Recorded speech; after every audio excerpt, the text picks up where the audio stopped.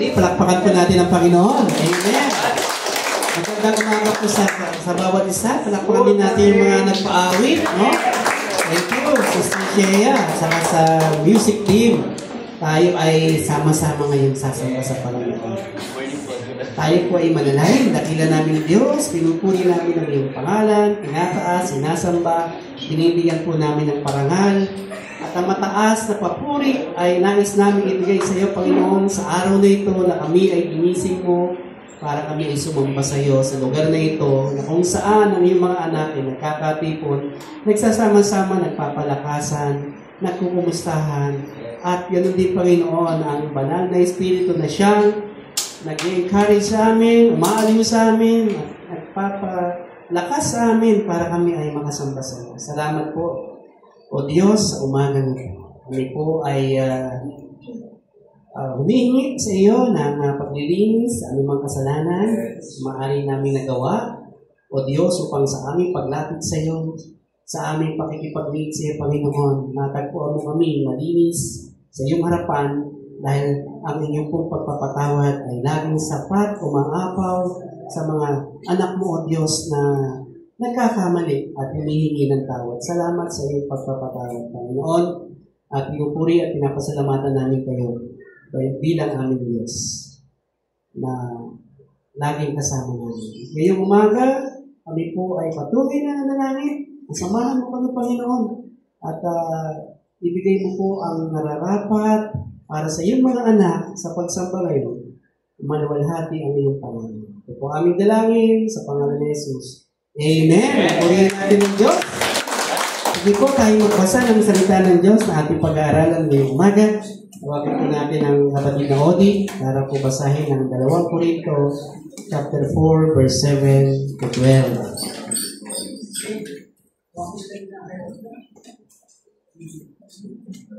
Good morning mga kapatid. Tayo po ay magbabasa ng ating mga aralin. Ito ang sinasabi ng mga taga-Corinto 4, 7 hanggang 12. 7. Ngunit kaming pinagkalooban ng kayamanang espiritual na ito ay hamak na sisigil na magtulad ng mga palayo upang ipakilala ang dakilang kapangyarihan ito ay sa Diyos at hindi sa amin. Kabi-kabilaan ang pagpapahirap sa amin, ngunit di kami nalulupig. Kung minsan nababagabag kami, ngunit di nawawala ng pag-asa. Inuusig kami, ngunit hindi kami pinababayaan ng Panginoon. Napapabagsak kami, ngunit di tuloy ang napapatay. Lagi naming taglay sa aming katawan ang kamatayan ni Jesus, upang sa pamamagitan ng aming katawan ay mahayag ang kanyang buhay. Habang kami nabubuhay, lagi kaming nabibingit sa kamatayan, alang-alang kay Jesus upang sa aming katawang may kamatayan ay mahayag ang kanyang buhay. At habang kami dahan-dahang namamatay, kayo naman nagkakaroon ng buhay. Purihin ng Panginoon sa kabasa ng resulta. Salamat, brother Odi. Puri na kay buti ng Diyos. Ang umagang ito, tayo ay malakas, masigla. Pakisabi mo sa tabi mo, ako ay masigla, ako ay malakas, ikaw rin sana. Amen? Di po ba? Yung pagkatawan natin, minsan parang humihina. Pero sa biyaya ng Diyos, nandito pa po tayo. Malakas pa't nakakasamba. Isang pagpapala na tayo ay nagkasamang muli. Ngayong huling linggo at huling araw ng November. Sabi nila ito ay Bonifacio Day. Di ba? Holiday pero linggo. Kaya sayang. Kung naging Lunes sana ang 30. Pero sabi nga nila, ipanalangin natin, bansa natin kasi may mga pagkilos ulit, no? At nababalita natin, itong Bonifacio Day, marami po ang mag-class na naman, no? Pero ipanalangin natin ang ating bayan, Pilipinas. Nakapagod ang, kahapon ako ay pagod. Maga ako ay dumalo sa gawain ng church tungkol po sa may Sarmiento, kina Pastor Bell, leading inside out, para sa mga leaders and pastors, no? Umabot na kami doon hanggang alauna. Pag-uwi ko, ako'y inabot ng ulan. Ang pinakamalakas na narinig ko ang Ulog, Kidlat. Dito po sa Grotto Pisa ako inabot. So, ang tagal ko po doon. And then after that, uwi po ako, kumain na ng tinapay. Around 3 o'clock, ay napunta po kami sa blessing ng dental clinic ng mga Ortilio family. Andito ba sila? Yan. Andito si Jared. Maganda po yung kanilang dental clinic. Nandiyan lang po sa taas ng palengke. Ano po? Papunta ng phase 5. Itong Dent Sucre, no? Hindi ko alam kung saan galing yung salitang Dent Sucre. Parang ganun, no? At may nakalagay doon, love your dentist, eat more candies. So yun po, pwede kayong pumunta doon at ang kanyang kuya, si Doc Justin Ortilio, ang dentista po doon. So nag-inaugurate, nandun po yung pastor nila, no, from Amparo, kakumustahan. After that, umilang ng bahay at nakiramay at nakipaglamay. Umabot tayo ng alas 9 ng kagabi sa garden. Dahil nandun po yung asawa ng isang member ng garden, no, si Milet. Si Milet, namatay ang kanyang asawa, ng gwardiya. At mamaya po, around 11 o 11:15, kailanganin ko po umalis dito upang magbigay ng interment service sa Citrus. So, ako po ay kanya talagang hinanting na ikaw ang magbibigay ng panalangin sa aking asawa last night at mamaya sa Citrus. So, after this, tatakbo pa po kami ni Sister Myla, bagamat hindi naka-rubber shoes Sister Myla, hihintay na lang namin sila sa OSEG, ang barangay. Pakilagyan po kami ng 2 upuan doon sa mga sasakyan. Po? 57-year-old, itong si Jonathan Besagar, na mayapa at malungkot dahil may mga anak pa siyang maliit. Kami nakikiramay sa pamilya. Ganun din, ating panalangin patuloy si Brother Alan. So, hindi po, hindi ako makakapunta. Gusto ko sana, no? Around 1 o'clock, mamaya, no? Ay ating panalangin, no? So, patuloy na kalooban ng Panginoon kay Brother Alan, no? Bibigyan po siya ng parang citation ba yun? Or pagpapakilala ng kanyang grupo ng Philippine Presidential Security Guard, no? Around 1 o'clock. So, military time yun. Sabi ko, military, kailangan na una, nandun ako. Sorry po, hindi ako makakapunta mamaya dahil meron po tayo dito sa Citrus. So yun, patuloy natin pag-pray, pamilya Abutin. Ganun din, Panginoon, sa Panginoon, ay pasasalamat natin, tayo lahat ay nandito, no? Sa kabila na tayo ay kahinaang pisikal, tayo nagpapatuloy sa Panginoon kahit na ang samot-sari ang mga isipan natin. Ang ating pong title na pag-aaral na binasa ni Brother Odi, The Treasure in Earthen Vessel.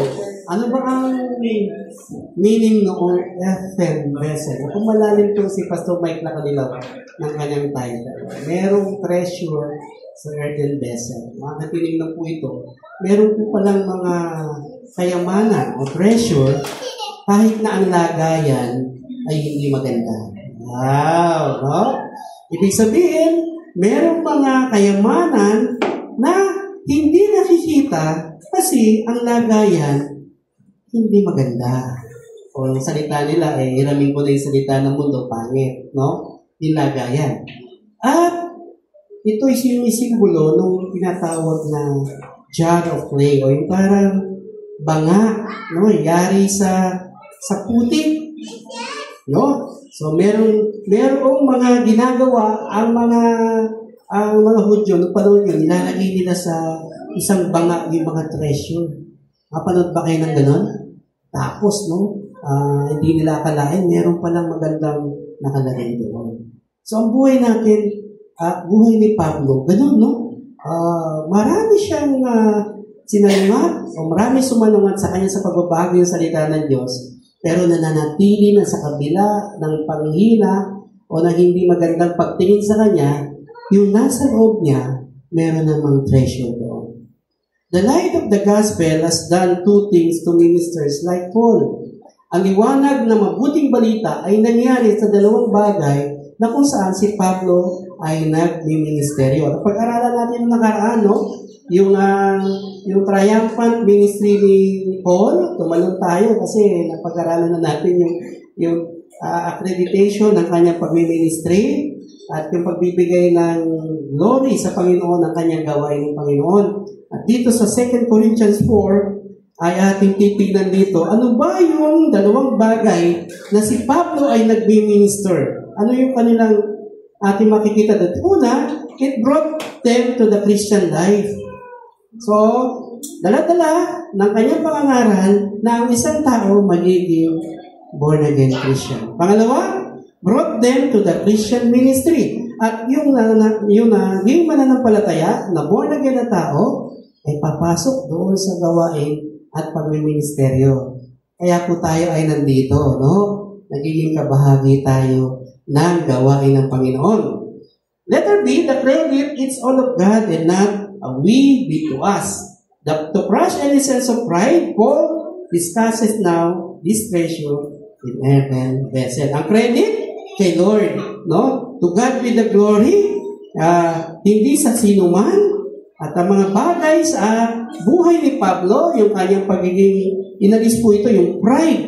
At kanyang tinignan dito sa kanyang pagtunay na pagsulat sa mga Korinto, ang tungkol dito sa treasures in earthen vessel. Ano bang kayamanan ang meron, ang makikita natin sa kabila na yung ating buhay ay napapagod, nawawala sa mundo, pero yung kayamanan na nasa loob natin ay hindi mo nanakaw. Una, the excellency of the treasure. Verse 7. Tingnan natin yung verse 7. The excellency of the treasure. Ngunit kami pinagkalooban ng kayamanan spiritual na ito ay hamak na sisiglan lamang tulad ng mga palayok upang ipakilala ng dakilang kapangyarihan ito sa Diyos ay hindi sa amin. Para kaming sisiglan lamang tulad ng palayok. Nakakita na po ba kayo ng palayok? Nakikita lamang yan kapag kami mayroong fiesta. Pinapalo yung palayok.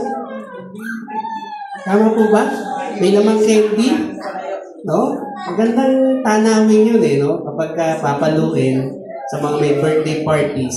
So may palayok na ganyan. Pero kapag ang isang batang maliit ay papalo noon, parang hindi na siya mababasag. Kasi maliit siya. Pero pag malakas ang hampas doon sa palayok, yun, nagsisigawan na yung mga tao doon sa birthday. Candy! Wow, pera! Hala, kumpulan na sila doon, no? Ang sabi ni Pablo, para daw tayong patulad ng mga palayok. Tignan niyo yung katabi niyo, hindi ba mukhang palayok? Dito. No?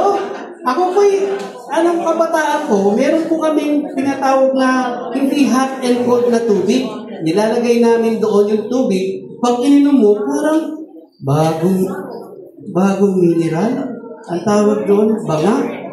Banga, ano?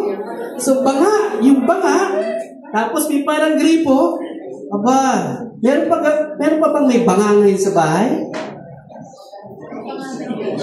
Wala na yata, no? Si Brother Michael, may banga pa. Display lang. At pag napunta kayo doon sa mga bar, iba yung kanilang lagayan ng mga wine, ang gaganda ng banga. Pero may mga simpleng banga lang, no? Iba ay dahil sa pagtakbo ng panahon. So, sabi ni Paul, tulad kami ng mga banga. Sisiglan lamang tulad ng mga palayok para ipakilala mas dakila ang kapangyarihan ng Diyos. Ako, sa sarili ko, ay isang palayok lamang. At bago magawa ang palayok, saan ito manggagaling? Sa putik. Marami dito, tanyag dito sa Ilocos. Diba? Ewan ko lang sa ibang lugar sa norte. Nakakita na pa kayo na yung putik? Hinihul mang gano'n? And after, ilang oras ba yun? Magiging siyang isang palayok. Pero kailangan mong dumaan sa kamay, yung putik na yun. Iniikot-ikot hanggang magkakorte. And then, isang magandang palayok ang makikita. So sabi ni Paul, we are like, gano'n, no? Putik. Wala kami itsura. Parang kung iisipin mo, walang mangyayari kapag sa putik. Ayaw natin ng putik. Sabi ni Maricel Soriano sa pelikula niya, ayaw ko ng putik, madumi. Pero yung madumi na yun, habang inuhulma, ay naging isang magandang palayo. Para malaman ni Pablo, sa kabila na kami mga putik, palayo, pero pinapakilala namin ang kapangyarihan ng Diyos. Yung excellency, yung pagiging mataas na uri ng treasure. Una, hope of glory. The ground of our hope in Christ Himself, the evidence of our hope is Christ in the heart. Ang pag-asa na meron ko, panwalatiya ng pag-asa, may hope of glory. Alam ko, parang may pangalan ng church na to eh. Hope of glory. O touch of glory, no? Yung ground of hope is in Christ Himself. The evidence of our hope is in Christ in the heart. Wala tayong ibang pag-asa kundi si Kristo. Nakabila na kami ay mga palayo, pero treasure namin yung pag-asa ay nasa Panginoon. Amen ba? Gusto ba natin na tayo ay punong-puno ng pag-asa? Kasi yung hope natin ay para sa glory ng Panginoon. At alam natin na ang pag-asa natin ay kay Kristo lamang. Hindi sa mundong ito, hindi sa anuman. Dahil ang Panginoon ang nagdadala ng pag-asa sa ating mga puso. Pangalawa, the fullness of grace. The beloved John speaks the incarnation of Jesus as full of grace. Ano sabi sa John chapter 1, verse 14? Sa Kanya ay may buhay, at ang buhay siyang ilaw ng sangkatauhan. John 1:14 ba yan? O John 1:4? Sa 14 po tayo. Yan. Yan. Sa John chapter 1, verse 14. Hindi sa verse 4. So, before, tignan natin sa inyong mga Bible, yung 1:14. Ayan. At makikita natin dito yung full of grace. Yung buong biyaya ng Panginoon na binibigay ng Panginoon sa atin. Sabi po sa John chapter 1, verse 14, naging tao ang salita at siya'y nanahan sa piling natin. Nakita namin ang kanyang kapangyarihan at kadakilaan, puspos ng pag-ibig at katapatan. Tinanggap niya mula sa Ama ang kapangyarihan at kadakilaan ito bilang buktong na anak. Naging tao ang salita. Siya ay nanahan sa piling natin. Nakita namin ang kanyang kapangyarihan at kadakilaan, puspos ng pag-ibig at katapatan. So nakita sinulat ni John na si Jesus ay full of grace, puno ng biyaya at katapatan. Kasi merong prayer na tungkol kay Mary. No? Parang ganito yung sinasabi ng prayer kay Mary. Hail Mary, full of grace. Diba? Pag-aaralan natin yan sa Sunday. Kasi sa Sunday, December na. About Mary. Yung mahalagang mga tao sa pangyayari, paano pinanganak si Jesus. Ito yung start ng Advent season, tinatawag. Pag dumadating yung mga last day of the week of November, papasok in December, yung tinatawag na Advent season. Ito yung pagtanaw, pag-antay sa kapanganakan ng Panginoon Jesus. So, merong prayer doon about full of grace. Indeed, Mary is full of grace. No? Totoo siya ay puno ng biyaya. Makikita natin yun sa kanyang tinatawag na the Magnificat o yung tula o yung kanta ni Mary, yung Mary song. May parang patula siya nung sinabi na he is a full of grace. No? Si Jesus, iba kay Mary. No?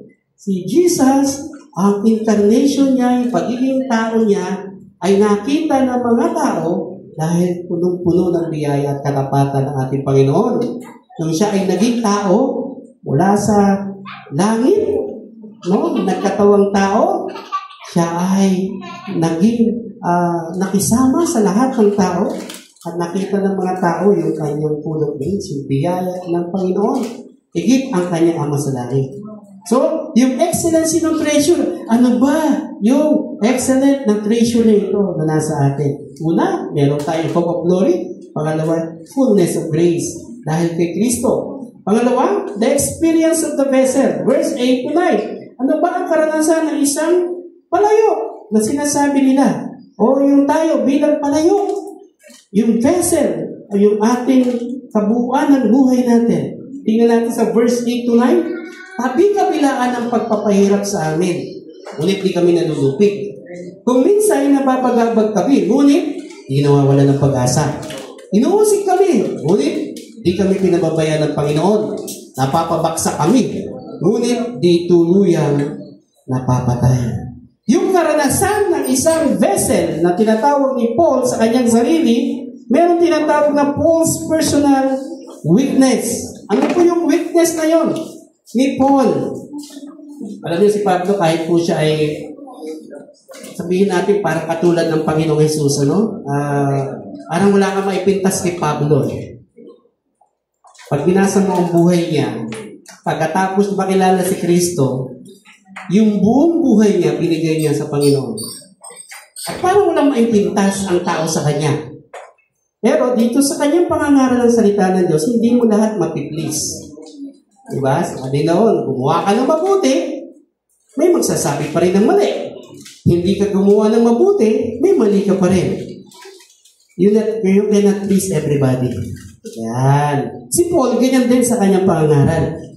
May mga pagkakataon, hindi rin siya tinatanggap. Bagkus, pinag-iisipan pa siya ng masama. Binubulsa mo ng Pablo yung pera na pinangangaral mo Yung mga tinutulong sa iyo, kasi yung panahon na yun, merong famine. Nagpapadala ng pera kay Pablo para dalhin sa mga kapatiran. Ang ano sa kanya, pinubulsa mo lang yun. Hindi mo naman talaga binibigayan. Aside doon, pina-question pa yung pagiging apostol niya. So marami siyang mga natatanggap na magpapahirap sa kanya. Parang nasabihin niya, tapos na, ayoko na. Ano ito mga to? 2 Corinthians chapter 10, verse 10. Basahin po natin, sinasabi ng ilan na sa sulat lamang ako matapang. Ngunit, sa harapan naman, walang magawa. So may nagsasabi, matapang ka lang magsulat Parang si Jose Rizal. Matapang sa sulat. Si Bonifacio, araw ng Bonifacio, hindi sa sulat yan. Atakbo at tuling. Lalaban yan, di ba? Talagang may itak yan. Makikipaglaban yan. Himagsikan ang laban ni Andres Bonifacio. Pero si Jose Rizal, sulat. Matalim din pala pagsulat, Masakit din ang sulat. Noong panahon na yun, wala pa masyadong messenger, yung sulat. No? Ng isang tao, nakakasakit din ng damdamin. Nakatanggap na ba kayo ng sulat na nasaktan ng damdamin yun? Diba? Sulat ng pinagkakautangan mo. Masakit ang sulat. Ikaw ay pumunta dito dahil ikaw ay aming kakasuhan o hindi pagbabayad ng utang mo. Ibang klase sulat ko. Pero si Pablo, yung sulat niya para i-correct, para i-review, para i-check yung kanilang mga pinpilat na church, lalo sa Corinth, dami dyan. So, sabi doon, sabi ng iba, matapang ka lang, nasulat. Pero, wala ka namang magawa. Para siya, minahamon siya, marap ka, Pablo, sige. Sulat ka lang magaling.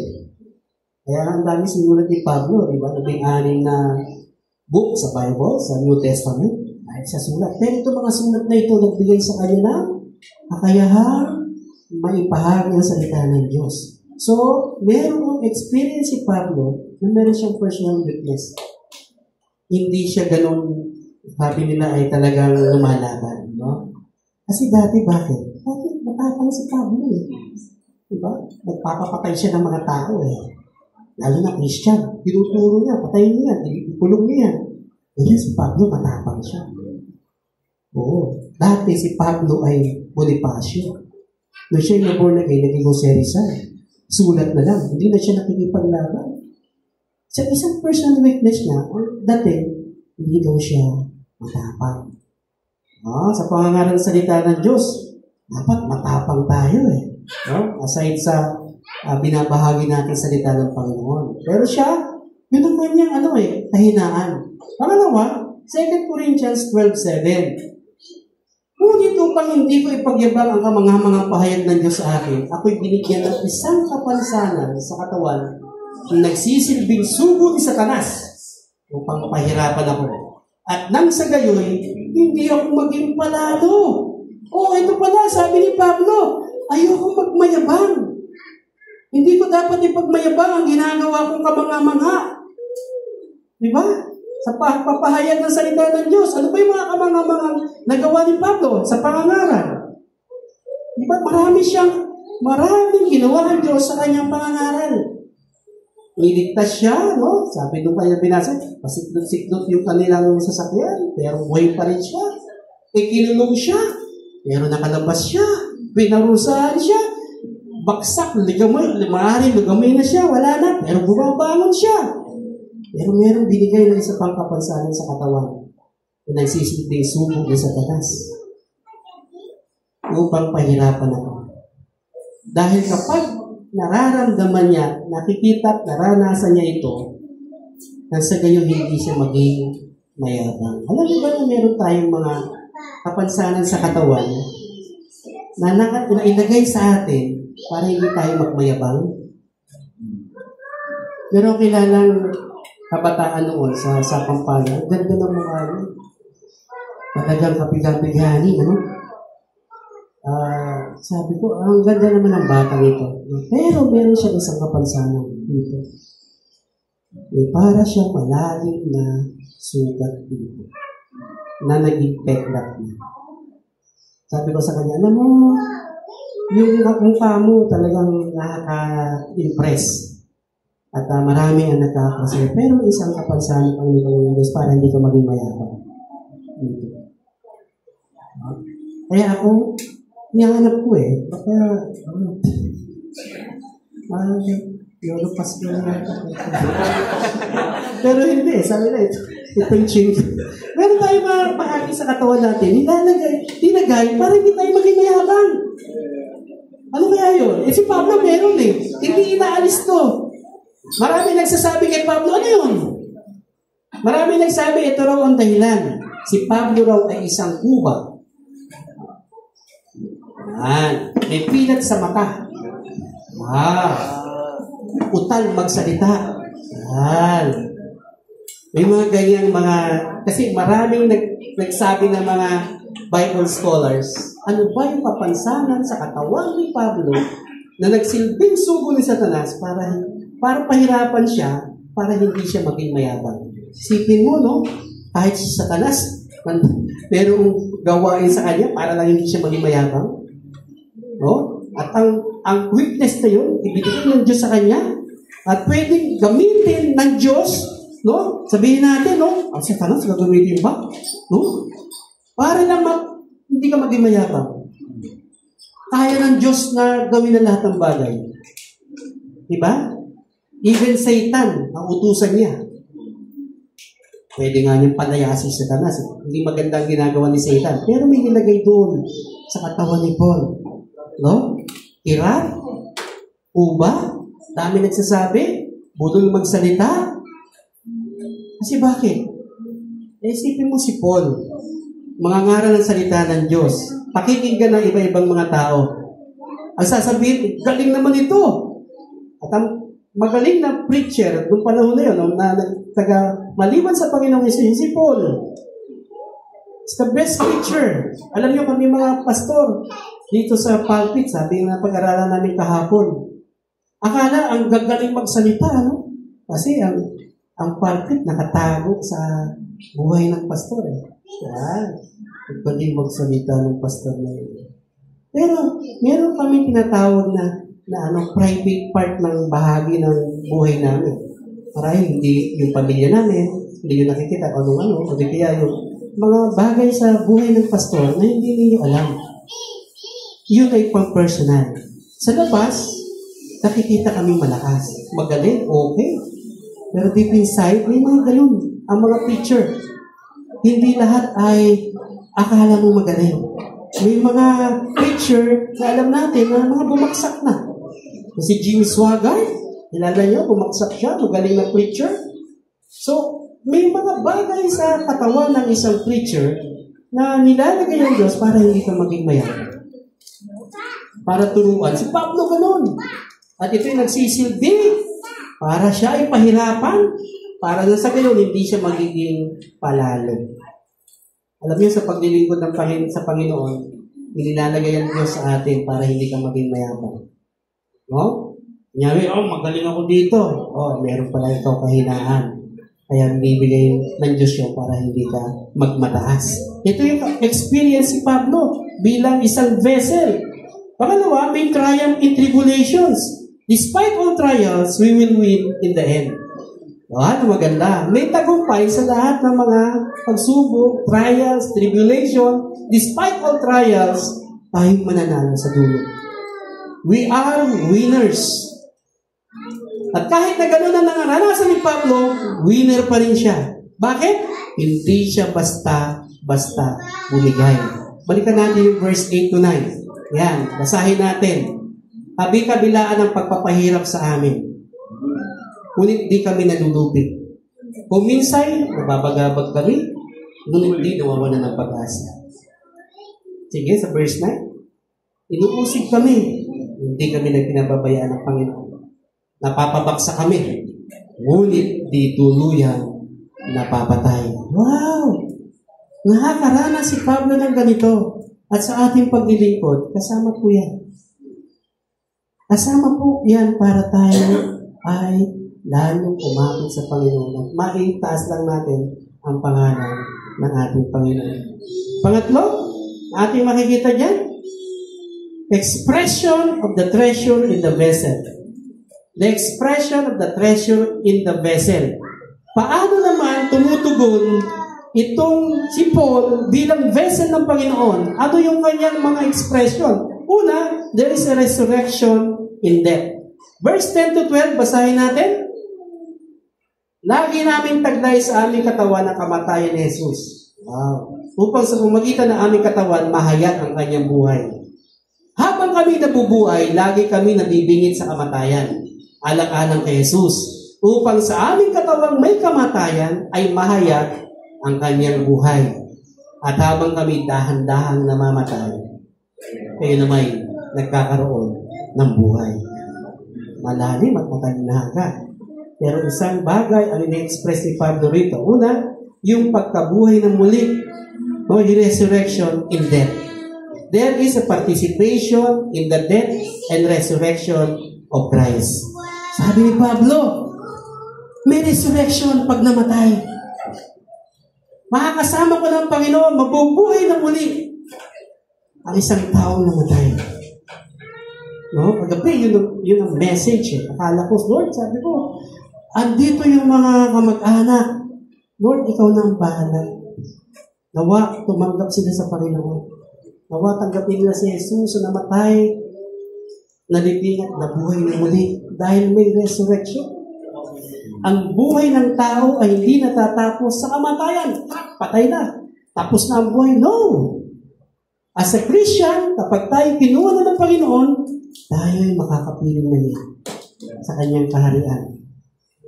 Hindi natatapos sa physical death ang buhay ng isang tao. Parang sasabihin natin, goodbye. Pero sa isang Kristiyano, good night. Kasi makikita pa tayo. Makikita pa tayo. Kahit wala ka na rito. No? Yung ganoong kaalaman ni Pablo na meron sa Galatia 2:20, sana maging memory verse nito. Sige, basahin natin. Sabay-sabay. Hindi na ako ang nabubuhay ngayon, kundi si Kristo na ang nabubuhay sa akin. At habang ako'y nabubuhay pa sa katawang lupa, mamumuhay ako ng pananalig sa anak ng Diyos na umibig sa akin at nagandog ng kanyang buhay para sa akin. Sige po, makamemorize kayo niyan, ay bibigyan ko ng tipo. Hindi na ako nabubuhay ngayon. Sino na? Si Kristo na. Ang nabubuhay sa akin. Ang buhay na ito hindi akin. Kay Kristo na to. Diba? Kasi tinanggap ko siya sa buhay ko. Ang buhay na ito kay Kristo. At habang ako'y nabubuhay, sa katawang lupa, mamumuhay ako ng pananalig sa anak ng Diyos. Living by faith. Living by faith na ako. Walang ulam. Walang Noche Buena. Issue Noche Buena. Ito kasi yung anak ni Pastor Luis San Fernando, no? Kulit Si Eli, si Elijah. Di mo alam, yung batang ito, magiging ganito. Pero mamumuhay ako ng pananalig sa anak ng Diyos, umiibig sa akin, nagandong ng kanyang buhay para sa akin. Ang buhay mo ngayon ay hindi na sa'yo. Sabihin mo sa katabi mo, hindi na sa'yo ang buhay mo. Kay Kristo na. Di ba? Kasi tinanggap mo na siya eh. Sabi ng Galatians 2:20, hindi na ako, kahit ako'y nasa katawang lupa, mamumuhay ako saan? Sa pananalig sa Diyos. Hindi ka na mamumuhay sa anong kakainin, daramtin, anong titirhan, hindi ka nakapokus sa ganung mga temporaryong bagay. Nakapokus ngayon bilang born again sa pananalig. Sa pananampalataya kay Kristo. May ulam o wala, may sweldo o wala, nananalig ako sa Panginoon. Na siya ang kakaloob ng aking pangailangan. Living by faith. No? Ranasin natin yun. Sabi ni Paul, ito yung buhay ko, i-express ko sa inyo. Na ako ay matutuwa. Meron na pong katiyakan sa pagkabuhay ng muli. At ang buhay ko ngayon ay nasa Panginoon. Pangalawa, there is a constant opportunities in constant dangers. Basahin muli natin yung verse 11. Verse 11, habang kami nabubuhay, lagi kaming nabibingit sa kamatayan. Alang-alang kay Jesus. Upang sa aming katawang may kamatayan ay mahayag ang kanyang buhay. Ano kaya ang damdamin ng mga missionary sa ibang lugar na kung saan infested ng mga communists? Bigat. Habang sila'y nabubuhay, nagbibingit sa kamatayan. Kung kayo ay ipadala sa lugar ng mga komunista o sa mga ibang kaisipan, at ikay mangangaral ng salita ng Diyos doon, diba?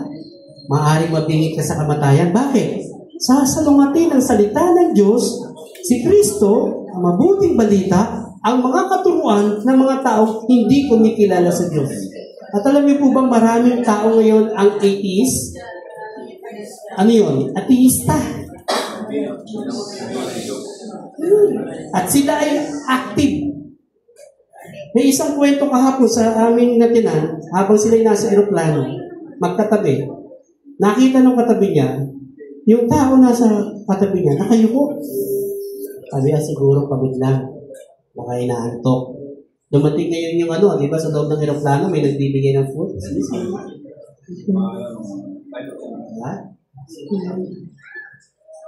Tapos, tinanong yung nakayuko. Hindi kinuha yung pagkain. Siya naman, kumain. Kasi, nag-pray and fasting ito. Parang na-curious siya. Kanina pa nakayuko? Binigyan ng pagkain, hindi kumain. Aba, prayer and fasting. Na-try mo na ba yun? O fasting lang? Eating lang. Fast eating lang. Hindi na lang yan. Na-curious siya. Brad? Pwede bang magtanong? Kanina pa na kayo po? Lumaan yung pagkain, hindi na kumain. Are you a Christian? Gano'n. Kasi nagpipray. Sabi nga yun. Ano ka? Atheist ako. Hindi ako naniniwala sa Diyos. Ano pinagpipray mo? Nagpipray ako kay Satanas. Para ang mga Kristiyano ay bumagsak. At ang church nawasan. Medyo na yung tao. There are people praying to Satan. Naniniwala ba kayo? Parang walang naniniwala. That's a reality.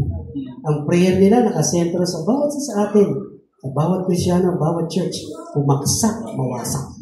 Yan ang kanyang prayer kay Satan. Sa pangangaral ni Pablo, nakaranas siya ng ganyan marahil. At alam natin yung hirap ng buhay niya. Nasa bingit lagi ng kamatayan. Hindi lang pulis o sundalo ang pag lumabas ng bahay sasabihin ng asawa niya, kabisado ko na yung asawa ko, yung paa niya nasa kabilang hukay pag lumabas. Kasi pulis sundalo Ang Kristiyano, ganun din. Masyado lang tayong komportable sa buhay. Tama ba? Kasi hindi naman tayo nangangaral. Hindi natin nararanasan marahil yun. Pero si Paul, sa panahon noon, ay nangangaral. At yung kanyang buhay, hindi niya inalinta ng kanya. Diba? Sa verse 11 ng Living Bible, binanggit po dyan, yet we live in constant danger to our lives because we serve the Lord, but this gives us constant opportunities to show forth the power of Jesus Christ within our dying bodies. Sabi niya, lagi na danger yung buhay namin in serving the Lord. Siguro iba sa atin, hindi naman. Okay lang mag-serve kay Lord. Pupunta lang ako doon. Wala naman danger. Hindi naman ako papatay doon pag pumunta ako sa church. Dito sa Pilipinas yun. Punta ka sa ibang bansa. Sige nga. Mag-church ka nga sa Saudi, sa North Korea, sa Burma, sa mga lugar na hindi kinikilala si Jesus na Kristo at Diyos. Diba? May mga dangers. Diba? Nakapanood na kayo sa mga Facebook, sa mga na yung isang church, sinuno, ang mga Kristiyano ron ay pinagbabaril. That's a reality. Hindi AI yun. Totoo yun. A pastor, tinanggalan ng leeg. Leeg, ulo. Leeg, tugod.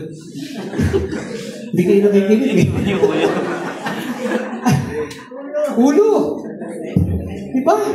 Tapos, sinunong isipan. Nagtakbuhan ng mga mananampalataya. Katulad ng pagkita ng karaan. Kasi in danger eh. Dito, safe na safe tayo. Ang lamig. Wow, thank you Lord. Ang gandang sumamba doon sa Graceville Conservative Party. Walang danger. Minsan may danger. Ayaw kang papunta eh. Hindi kaya ay question yung pagiging Christian. Maaaring, maliliit na danger lang yun. Ayaw. O di kaya, naiinis sa'yo yung mga kapitbahay mo. Nagagalit. Hindi sila sanay sa gawain ng Panginoon. Hindi ba danger din yun? Parang naisip mo, ayoko na. Kasi ayoko pumunta lang. Bakit? Gano'n. So may mga danger sa pangangaral ng salita ng Diyos. Alam niyo, kaya hindi natin nararanasan yun. Subukan yung mangaral ng salita ng Diyos. Nasa na magiging danger yung buhay. Bakit ko nasabi? I was once, no college days ko, sakay kami sa bus, galing Baliwag, papunta ng Baliwag. Mula sa Quezon City, papunta ng Baliwag, meron kaming gagawing pangangaral sa loob ng bus. Habang tumatakbo yung bus, kasi mula QC, papunta Baliwag, medyo matagal-tagal yan. At kami mga estudyante, naghati-hati kami ng sharing. 4 na tuntunang spiritual, una, iniibig ka ng Diyos at siya may magandang plano sa iyong buhay. Pangalawa, ang tao ay makasalanan. Hindi siya nakarapat-dapat makarating sa Diyos. Number 2 ako. Sabi ng Dean, ikaw number 2, ikaw number 1, ikaw number 3, ikaw number 4. Ano gagawin namin? Kuya, pag tumakbo na yung bus, harap ako sa harapan, magandang umaga ho, parang nagtitinda ng Hindi yung nasa harapan ng bus na, ako po ay may sa inyo ng tulong, huwag po kayo matakot, hindi po kayo Salamat sa mga driver, sa konduktor, hindi po ako masamang tao. Ako po lumalapit sa inyo, dala-dala ang aking death certificate ng aking anak, nandun po siya, kailangan ko ng konting barya. Parang kabisado Hindi ganun ang sasabihin namin. O di tumayo na yung number 1. Mahal kayo ng Diyos. At siya'y may magandang plano sa inyong buhay. 1:3:16 sasabihin. Okay, hindi. Pangalawa ka na. Tumayo ako pangalawa. Ayan. Ang tao ay makasalanan. Pagdating doon, yung isang pasahero, pinatigil ako. Mama, tumigil ka! Ingay mo Ano gagawin mo? Nag-aaral ka sa salita ng Diyos at pinatitigil ka sa loob ng bus. Baka rito may gusto ito. Wigil ka na. Diba? Wigil ka! Tingnan mo yung lalaki. Pagtingin ko sa lalaki, malaki katawan. College lang ako. Patpatin ako nun Payat ako Tinignan ko yung aking discipler. Yung kasama namin, na nagme-mentor sa amin, nag-disciple. Sabi nung, tuloy ako, Kaya patigil na ako, tutuloy pa. Eh, parang nangangatanda ko. Dahil ko mo nang patigilin, no? Nung isang taong ayaw niyang pakinggan ang salita ng Diyos at sigawan ka doon sa loob ng bus, di ko kaya iya. Pero na niyo po, sa biyaya ng Panginoon, tinuloy ko lang. Sabi ko sa sarili ko, natapos sa yung pangalawang kumpuli. And then natapos yung pangalawang tumahimik yung lalaki. Hanggang matapos yung pag-share ng gospel sa loob ng bus. Have you tried that? To share the gospel in front of mga tao na hindi mo kilala? May danger. Yeah. Hindi man marahil patayin ka o ano, pero may mga bagay na yung danger na yan ay nangyayari talaga sa buhay para makita kung talaga ikaw ay nagpapatuloy sa gawain ng paglilingkod ng pagbabahagi sa salita ng Diyos. There is constant opportunities with constant dangers. At si Pablo may ganyan. Tayo bilang mga mananampalataya, nag-share tayo ng gospel, kasama po yan. Huwag kayong mag-alala. Si Lord kasama natin. Diba? Siya ang bahala sa atin. Maraming karanasan ako dyan, lalo na sa patay, no? Pinatitigil ako. Merong pangyayari pa, nag-share ako ng gospel sa kamag-anak ng Sister Myra, kapatid ng dinas ko, no? Namatay sa Bagumod. At the age of 21, 19, kumain na ng lugaw. Tapos hindi na nagising. Tapos nung nag-share ako ng gospel, may lasing. Pumunta doon sa harapan. Buhayin mo ang pinsan ko. Pinabubuhay sa akin. Sinasaway kayo nung ang mag-anak Mr. Bay. Ay, yung bigas ko. Kuya, hindi, nung talaga ka. Buhayin mo siya. Pinabubuhay sa akin, nasa taon na. Diba? Nagtagalit yung kasi nga hindi matanggap. Ikaw pa naman namatay ng pinsa na na 21-year-old na binangungot. Ay talagang galit-galit. Ang message patungkol doon. Tayo'y bubuhayin muli ng Panginoon. Kapag tayo'y kumilala kay Kristo, sige, buhayin mo! Wow. Tapos sabi ng bilas ko, kasama ng kapatid niya, yeah, siya ka na. Hindi ko alam, ito pala dito. No? Hindi niya makalimutan yun. Pero naalala niya yung tagpo na yan. Ano ka ba, Sister Myra? Ito ba, di ba? Buti, isa ka ba sa umawat? Di ko inawat. Hinihila eh. Lapitan po ako doon sa kabahaw at pinabubuhay sa akin yung pinsan niyang patay. Alam mo po, lahat to eh. No? Maaari ikaw ay saktan, maaari ikaw ay pahiya, maaari ikaw ay gawa ng hindi maganda. Kasi nangangarag ang salita ng Diyos. Ayaw ni Satanas yun. So, ayaw ng mga tao yung wala kay Kristo. Kaya si Pablo, ini-express niya ito, may treasure doon sa buhay niya. Siya lang ang nakakaalam.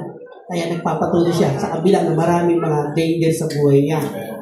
Kaya po ay napakagandang makita na isang Kristyano kahit na may danger nagpapatuloy. Yan. And then, number 3, our death, your life. Ang aming kamatayan, buhay ninyo. Verse 12, sabi doon, habang kami dahan-dahan namamatay. Grabe si Pablo, no? Dahan-dahan namamatay. Ibig sabihin, nararamdaman na niya na malapit na siyang mamatay. Actually, itong Korinto, dito yung parang malapit na talaga siyang patayin eh. At alam naman na natin ng kamatayan ni Pablo. Siya ay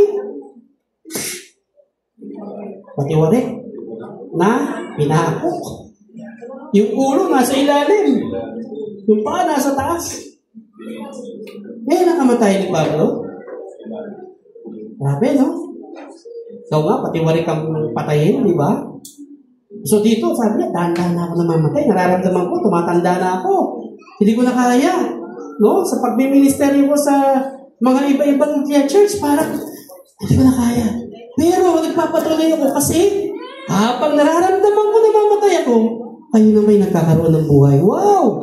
Grabe, no? Nagkakaroon naman kayo ng buhay. Anong buhay? Nababahagi sa iyong salita ng Diyos. Kahit na ako ay patuloy na nakakaramdam ng pagod, takot, pero ito'y alang-alang sa inyo para magkaroon kayo ng buhay.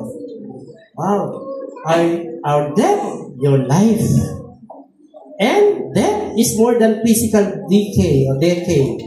But it's God's Spirit is released into full and fruitful life. Ang kamatayan, higit pa doon sa tinatawag na physical decay.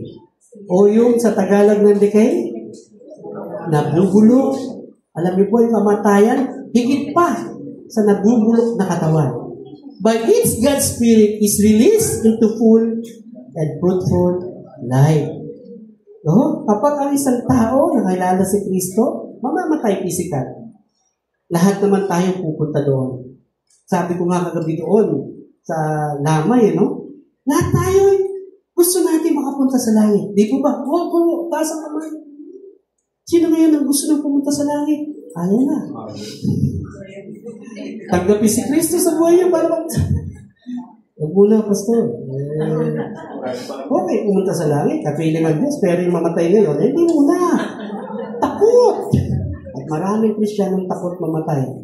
Isa ka ba ron? Diba? Kasi alaga mo itong katawan na ito eh. Magpapasko pa ko. Ha? Kahit dumating pa yung big one, andito pa rin ako. Kahit marami ng bagyo dumating, buhay pa ako. Aalagaan ko ito. Diba? Yung makurot ka lang ng konti, galit ka na eh. Yung makita mo parang may suwal ka lang ng habang ikay minamanicure, napasigaw ka eh. Diba? Pagagalit ka na, konti lang yun ha. Kasi gawin natin ka-treasure yung ating vessel, yung ating katawan. Kaya si Pablo, alaya, patay kong patay, sige, pangangaral ako ng salita ng Diyos. Because death is more than physical decay. Pero ang Spirit ng Diyos nag-release into full and fruitful life. Ating bigyan ng summary itong ating pinag-aralan. Una, the treasure in earthen vessel. There is an excellency in the treasure. Yung ating katawan ito ay mayroong gagawing excellent para kay Lord. Diba? Pangalawa, the experience of the vessel. Ano yung nararamdaman, nararanasan ng isa? Na kay Kristo, itong vessel na ito, itong katawan natin ito, itong palayok na ito, na marumi, putik, pero dahil sa Panginoon, nagkaroon ng kulay ang buhay. And then the experience of the vessel, anong mga nararanasan ng isa mananampalataya? Ano ulit? Expression of the treasure. Express. Paano i-express naman yung treasure na meron tayo na wala sa iba? In spite na tayo ay mga palayok, meron tayong treasure sa loob. No? Nakikita, isa kang palayok na marumi, pero binago ng Panginoon, pero sa loob ng palayok na yan, nandoon yung kagandahan na gagawin ng Diyos sa bawat sa atin. Ano po ang conclusion? May isang poet na ditong sabi. Hindi ko na alam kung sino to. Sino kayang poet to? Hanapin nyo itong kanyang parang sinabi. For birth hath in itself the germ of death. But death hath in itself the germ of life. Ano ibig sabihin ito? For birth hath in itself the germ of death. But death hath in itself the germ of life. Sa pagsilang o sa pagkapanganak, mayroong nakakabit na mikrobyo ng kamatayan. Diba? When you have a birthday, there is a death day. Parang tama, no? Diba? So, Jesus nung pinanganak, nung makita siya ng mga shepherds, pinicture siya na siya ay patay. No? May nagsabi na scholar na nung makita ang picture ni Jesus, nung siya ay uha, nandoon ang mukha na siya ay mamamatay sa krus ng Kalbaryo. Ang kanyang hitsura, siya ay inililibing. Grabe, no? Nung pinanganak tayo sa mundong ito, kakambal na natin ang germ of death o ang mikrobyo ng kamatayan. At darating ang araw na yun. Kaya magsusulat yan sa in memoriam. Date of birth, date of death. Diba? Lagi may ganon. Tapos may RIP. Doon sa mga na nakalagay sa lapidan, nasusulat ka, date of death, date of birth. And then sa baba, interment. Kailan ka inilibing. So, tayo bilang mga mananampalataya, walang exemption. Tayo ay darating dito. Dahil tayo ay nagkaroon ng birthday. pinaghahandaan ng birthday eh.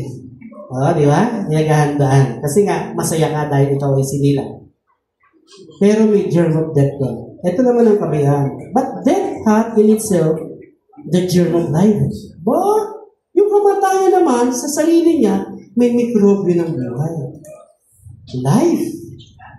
So, para magkaroon ka ng eternal life, kailangan mo mamatay. Paano yun? Physically, kailangan ba? Na ako'y mamatay, physically death, para ako magkaroon ng buhay na walang hanggan? No? Malalim ba yun?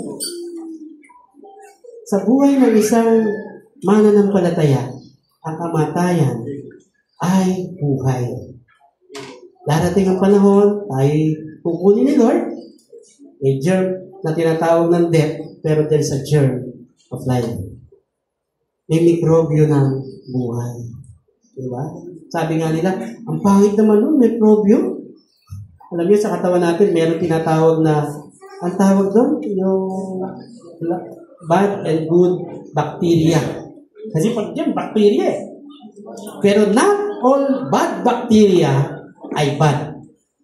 Ako yun, aralin yung sa masina. Hindi lahat ng bad bacteria sa katawan mo bad. Actually, nakakatulong yan para ikaw din ay mag-stay pa sa buhay. Yung bad bacteria, nagiging good bacteria. Ang ganda ng pagkakalikha ng Diyos sa atin. No? May mga germ, may death, pero may life.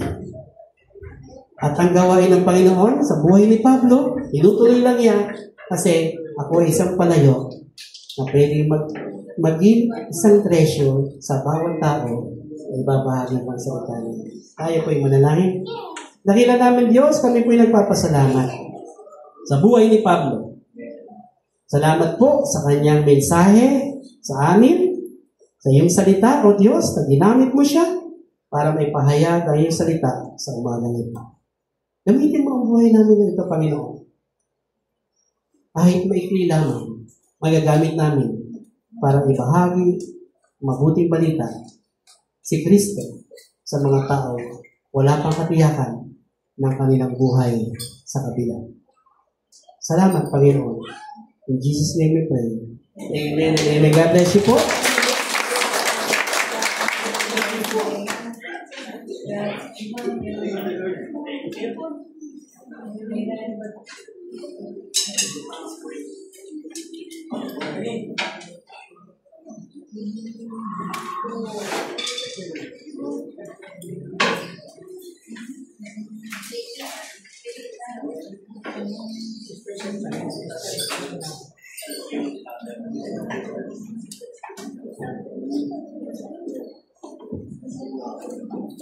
Sa ikalawang Korinto 9:7, sabi po rito, magbigay ang bawat isa ayon sa ipinasyahan ng kanyang puso. Huwag mabigat sa loob o dahil na kailangan, sapagkat iniibig ng Diyos ang nagbibigay ng masaya. Tayo ba ito mga kunin masaya ang pagbibigay?